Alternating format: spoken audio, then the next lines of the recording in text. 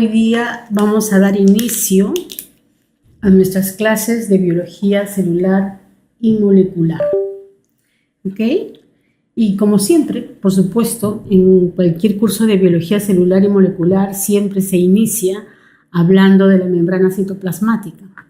Recordemos nosotros, ¿no es cierto?, que todas las células, sobre todo las células eucariotas y también las procariotas, por supuesto, tienen una envoltura que los separa justamente del medio extracelular. Y a esa envoltura se le denomina membrana celular o membrana citoplasmática. Pero claro, hay diferencias entre las células, la membrana de las células eucariotas y las membranas de las células procariotas. Como nosotros estamos en un curso que tiene que ver con la medicina, tendremos que hablar de las células eucariotas. Y por supuesto, dándole hincapié más a la parte de las células animales, ¿no es cierto? Aunque de repente por ahí mencionaremos algo acerca de las células vegetales, pero nos vamos a centrar en las células animales.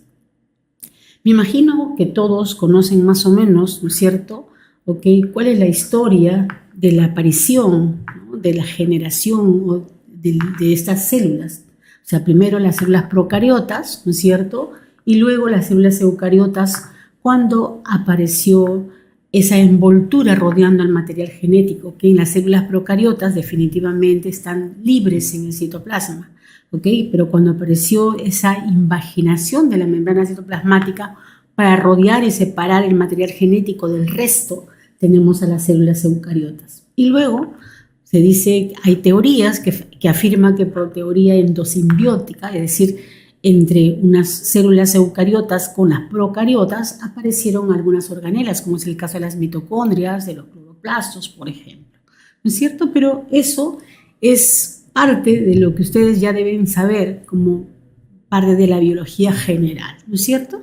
Ok, entonces vamos a empezar a hablar de esta membrana citoplasmática. Definitivamente, el estudio de la membrana citoplasmática también tiene una historia. No crean ustedes que de la noche a la mañana se supo exactamente cómo es la membrana citoplasmática, y seguro que todavía hay muchos secretos que ella guarda.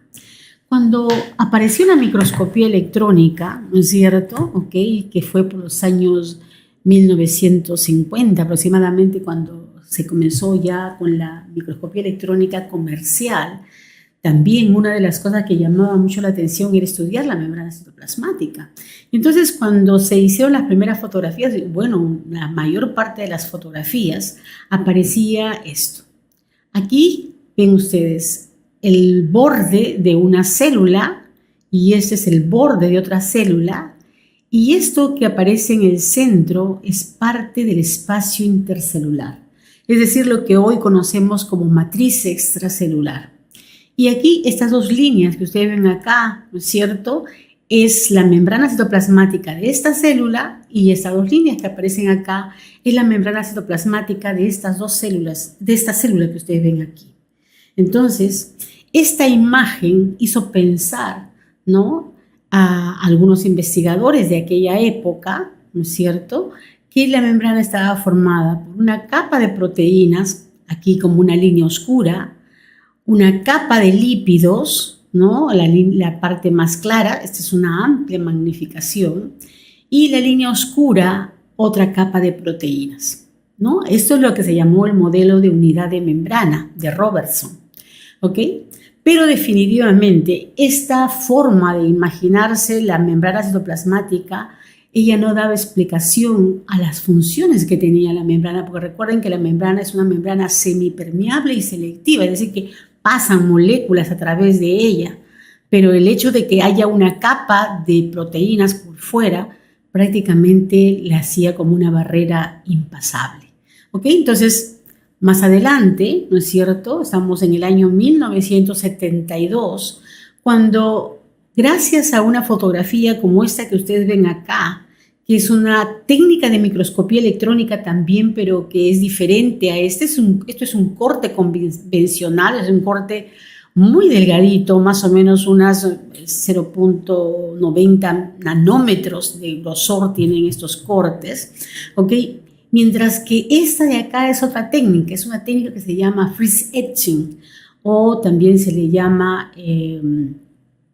¿cómo se llama? Criofractura, ¿no? Es una criofractura, pero que lo que permite, ¿no? O sea, la célula se congela en un primer instante, así, se congela, ¿ok? Y al estar congelado, por supuesto, con nitrógeno líquido, freón, que no permiten que se formen muchos cristales, daba un golpe a la membrana, y en ese golpe la membrana se fracturaba en 2 hemicapas, ¿ok? Aquí están las 2 hemicapas, miren ustedes, y lo que se podía ver en la microscopía, en la fotografía, porque esto ya es un molde, ¿no? Es una réplica, pues se llama réplica, ¿no? De esto mismo, de este tipo de técnica, ¿ok? Y esta es la parte externa de la hemimembrana externa, ¿ok? Y esa es la parte interna de la hemimembrana interna, o citoplasmática, como también se le llama a esta membrana. Y fíjense ustedes, todas estas estructuras a manera de granulitos que aparecen acá son proteínas, ¿ok? Cosa que no era muy abundante en la parte externa. Entonces, esta estructura, ¿no? esta imagen, mejor dicho, hizo pensar, ¿no es cierto?, a los creadores, podríamos decir, o a los que propusieron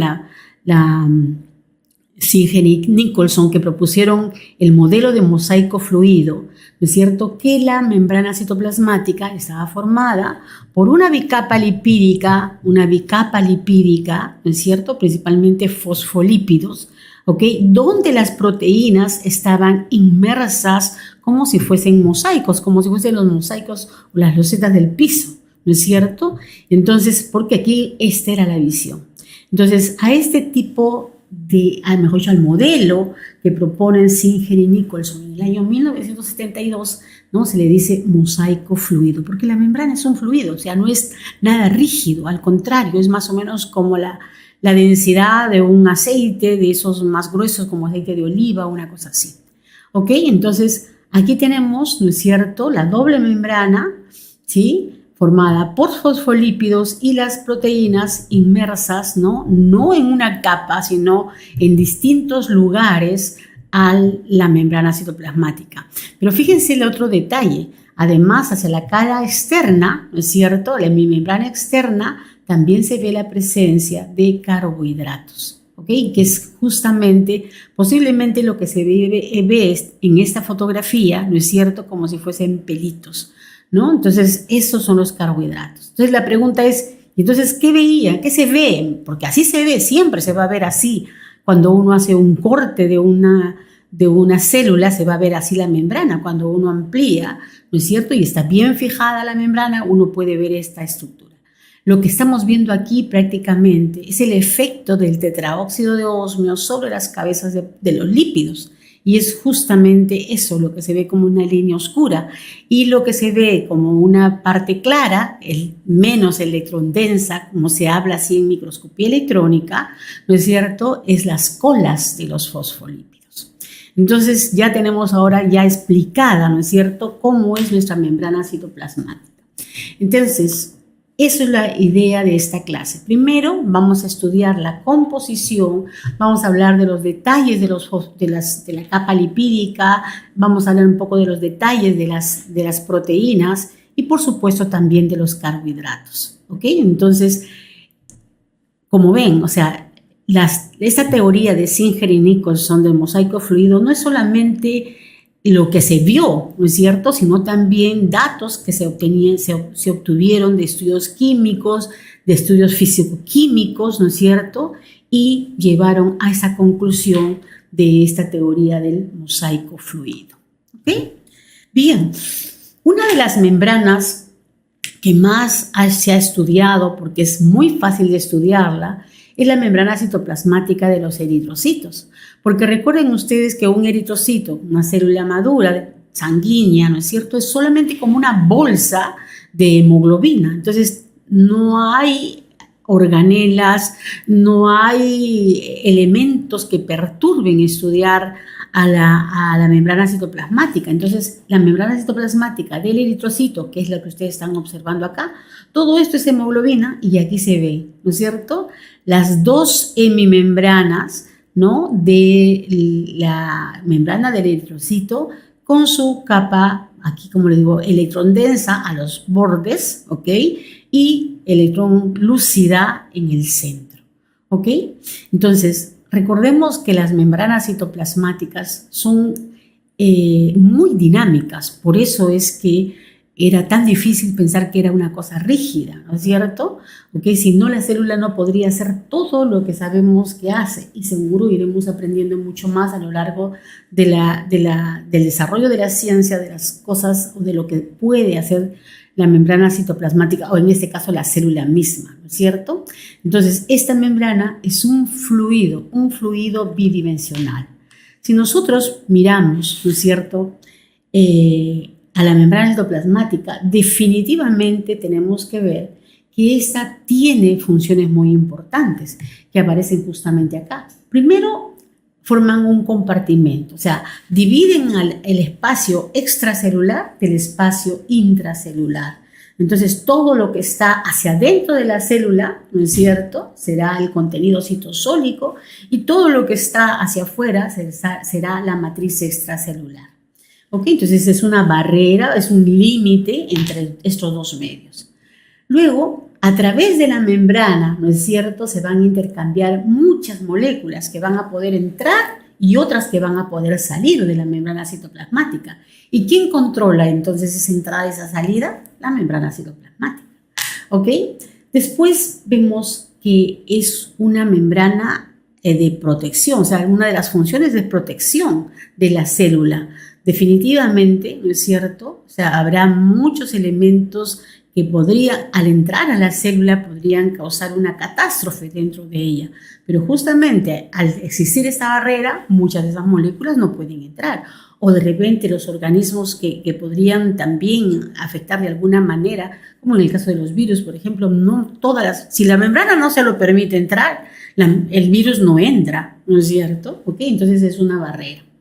La otra es a través de la membrana se reconocen moléculas. O sea, ¿qué pasa a la molécula, a la célula, perdón? Todo lo que la membrana citoplasmática la reconoce y la deja pasar. Entonces la pregunta es, ¿y cómo entran los virus? Porque también la reconoce. Entonces hay células que tienen receptores para esos virus o para la parte antigénica de ese virus, y por eso puede entrar, si no, no entraría. ¿Ok? Entonces es de reconocimiento. Todas las moléculas que entran a la célula, ¿no es cierto?, van a ser reconocidas por la membrana citoplasmática y por eso pueden pasar. Pero ahora no solamente para que entren, ¿no es cierto?, sino también para interaccionar con otras células. Entonces, ¿cómo interaccionan las células entre ellas? ¿O cómo interaccionan las células con la matriz extracelular? Porque los componentes de la membrana citoplasmática así lo permiten, ¿no? Permiten su reconocimiento y por lo tanto pueden interactuar con ellas. ¿Ok? Ahora, el intercambio que hay entre el medio, ¿no? ¿Ok?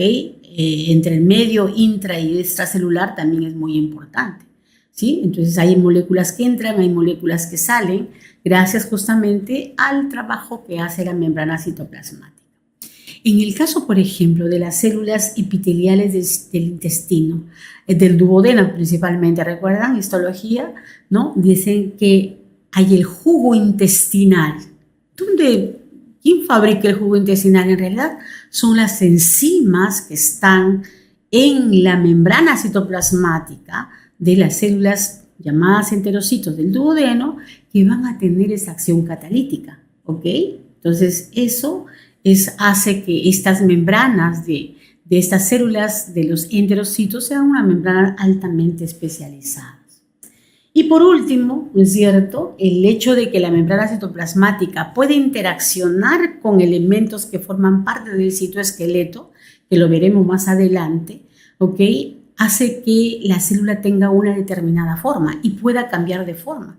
¿Cómo nos explicamos nosotros que hay células como los neutrófilos, por ejemplo, que cuando tienen que fagocitar tienen que cambiar la forma de su citoplasma para convertirse en un pseudópodo y poder captar así lo que ellos van a fagocitar? Es el trabajo de la membrana citoplasmática, pero no solamente de ella, ¿no es cierto?, sino porque ella está en contacto, ¿no es cierto?, con el citoesqueleto. Además, por ejemplo, el hecho de que las células, la membrana citoplasmática pueda presentar microvellos que facilita la absorción, que pueda presentar cilios que facilite el movimiento, ¿no es cierto?, de moléculas a lo largo de un determinado epitelio, también son modificaciones que existen en la membrana citoplasmática y que van a permitir que la célula cumpla determinadas funciones. Bien, entonces, ¿de qué está formada la membrana citoplasmática? Está formada principalmente, ¿no es cierto?, de lípidos, que es lo más abundante, proteínas y carbohidratos. ¿Ok? Entonces son los tres componentes moleculares que vamos a encontrar en las membranas citoplasmáticas.